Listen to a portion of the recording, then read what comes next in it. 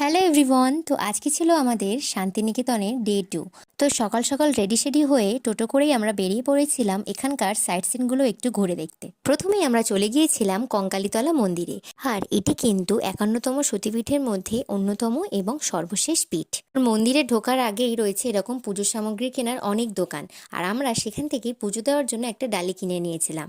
আর তারপর পুজো দেওয়া হয়ে গেলে আমরা একটু মন্দিরের চারিদিকটা ঘুরে দেখছিলাম। আর দেখতেই পাচ্ছ এখানে কিন্তু অনেক ধরনের দোকানপাটও রয়েছে।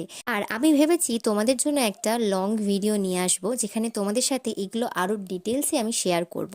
আর এই মন্দিরের ঠিক পাশেই রয়েছে কিন্তু কোপাই নদী। আর এই কোপাই নদীর সামনেই কিন্তু সন্ধেবেলা করে এখানে আরতিও হয়।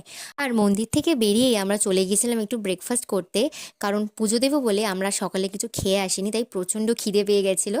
তারপর খাওয়া দাওয়া শেষ করে মন্দির থেকে বেরিয়ে আমরা চলে গিয়েছিলাম কিন্তু বিশ্বভারতী ক্যাম্পাসে। আর শুধু ক্যাম্পাস বলে নয়, এখানে রয়েছে রিসার্চ সেন্টার, আরও অনেক কিছু, যেগুলো কিন্তু তোমাদের সাথে হয়তো শর্টসে আমি শেয়ার করতে পারছি না, কারণ তাহলে অনেকটা লেন্দি হয়ে যাবে ব্লগটা।